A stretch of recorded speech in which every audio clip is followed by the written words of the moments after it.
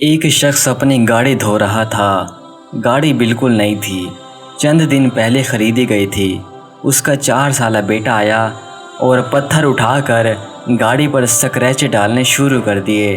یہ دیکھ کر وہ شخص غصے سے پاگل ہو گیا۔ اس نے اپنے 4 سالہ بچے کا ہاتھ پکڑا اور اس پر کئی ضربیں لگائیں۔ وہ شخص یہ بھول گیا کہ اس کے ہاتھ میں نٹ کھولنے والا ایک رینچ ہے۔ اس نے رینچ سے اپنے 4 سال کے بیٹے کے ہاتھ پر ضربیں لگائیں۔ بچے کو ہسپتال لے جایا گیا اور بہت زیادہ فریکچرز کی بنا پر بچے کے زخمی ہاتھ کی تمام انگلیاں کاٹنی پڑیں۔ جب بچے کو ہوش آیا، اس نے اپنے باپ کو دیکھا تو آواز اور آنکھوں میں درد لیے فوراً اپنے باپ سے پوچھا، بابا میری انگلیاں کب واپس آئیں گی؟ باپ کے پاس اس بچے کے سوال کا کوئی جواب نہیں تھا۔ وہ افسردہ ہوا اور خاموش رہا۔ وہ گھر آیا اور غصے میں اپنی کار کو ٹانگوں سے ضربیں لگانے لگا۔ تھک ہار کر وہ کار کے پاس بیٹھ گیا۔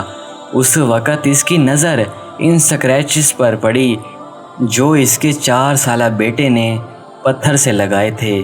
وہ سکریچز نہیں تھے، اس نے پتھر سے گاڑی پر ایک فقرہ لکھا تھا، لو یو پاپا۔ اگلے دن اس شخص نے دل برداشتہ ہو کر خودکشی کر لی۔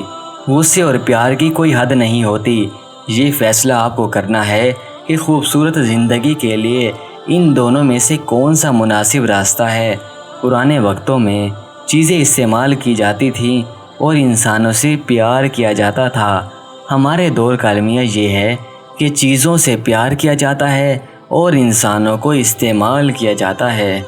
ہر دن صبح کو گھر سے یہ خیال دماغ میں بٹھا کر نکلیں کہ چیزیں استعمال کرنے کے لیے ہیں اور انسان پیار کرنے کے لیے ہیں۔